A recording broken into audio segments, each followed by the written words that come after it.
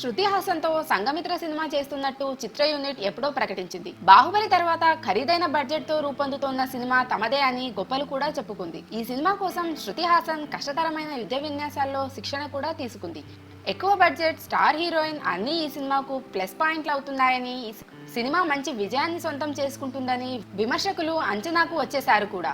Cannes ఉత్సవంలో Sanghamitra cinema poster ను విడుదల చేశారు. సరిగ్గా ఇక్కడే తేడా కొట్టింది అంటున్నారు సినీ జనాలు. ఆ పోస్టర్ ఎవరిని ఆకట్టుకోకపోగా దాని మీద బీభత్సమైన విమర్శలు వచ్చాయి. పోస్టర్ లో ఉన్నది శృతి హాసన్ నిజమైన ఫోటో కాదు, పెయింట్. దాంతో ఆ పోస్టర్ ఎవరిని ఆకర్షించలేకపోయింది. కేన్స్ లో మెరిసిపోదామని ఆశించిన శృతికి ఈ విమర్శలు తీవ్ర నిరాశని మిగిల్చాయట. పోస్టరే ఇలా ఉంటే సినిమా విడుదల తర్వాత పరిస్థితి ఎలా ఉంటుందో అన్న అనుమానం శృతికి కలిగిందని అంటున్నారు. అందుకే తప్పుకుందని, ఈ సినిమా నుంచి వైదొలగడానికి చెబుతున్న కారణాలు నిజం కాకపోవచ్చని కొందరు అనుమానం వ్యక్తం చేస్తున్నారు.